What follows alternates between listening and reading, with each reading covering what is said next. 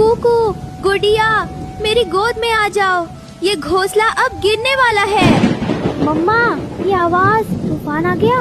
तभी तेज हवा चलती है, आसमान से एक पेड़ की डाल टूटकर गिरती है और रानो का घोंसला मिट्टी में मिल जाता है। तूफान के बाद जब सब शांत हुआ, रानो को होश आता है, मगर उसकी गुड़िया कहीं नहीं थी। गुड़िया, मेरी बच्ची, कहाँ हो तुम?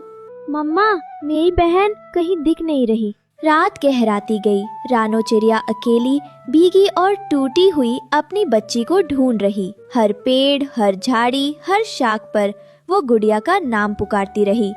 गुड़िया, मेरी बच्ची, कहाँ हो तुम? मम्मा को एक बार पुकार दो। वो एक दलदल के पास पहुँचती है, फिसलती है। हाय मेरी टांग, ये कांटे। पास के ही एक बड़े पेड़ पर खड़े बंटी कबूतर और बबली कबूतरी फुसफुसाते हैं। कह रहा था ना, ये रानो अपने बच्चों को नहीं संभाल सकती। अरे अब तो बच्ची भी चली गई, ऊपर से आई यह दूसरों का खाना मांगने। काश जंगल से इसे निकाल ही दिया जाए।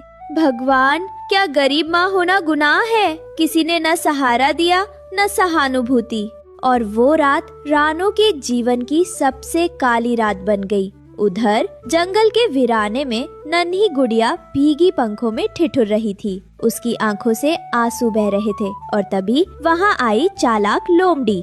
वाह, क्या किस्मत हो तो मेरी जैसी, नन्ही, अकेली, मासूम, और आज मेरा पेट भी बहुत खाली है। प्लीज मुझे मत खाओ, मेरी मम्मा मुझे ढूंढ रही होंगी। तेरी मम्मा? अब तक तो वो किसी नाले में मरी पड़ी होगी। लोमड़ी जैसे ही झपटती है, जमीन से सुनहरी रोशनी निकलती है। रुक जा लोमड़ी, मासूम पर हमला करने से पहले अपने कर्मों का अंजाम सोच ले। तू कौन है? मैं हूँ आशा की शक्ति, उन माँओं की पुकार जो जुल्म सहकर भी हारती नहीं। तभी परी एक तेज रोशनी से लोमड़ी पर हमला करती है। लोमड़ी अंधी सी होकर चीखते हुए भाग जाती है। परी जी, मेरी मम्मा, वो मुझे ढूंढ रही होंगी। मैं जानती हूँ और मैं वादा करती हूँ, मैं तुम्हें तुम्हारी मम्मा से मिलाऊंगी, लेकिन अभी तुम्हें सुरक्षित रहना होगा। फिर परी ने जादुई फूलों से एक घर बनाया। उसने गुड़िया के लिए खाना, पानी और गर्मी का इंतजाम किया। नन्ही गुड़िया, जब तक तुम्हारी माँ ना मिल जाए, तुम यहीं सुरक्षित रहोगी। मगर मेरी मम्मा मुझे ढूंढ रही होंगी। मैं वादा करती हूँ, मैं तुम्हें माँ से मिलाऊंगी।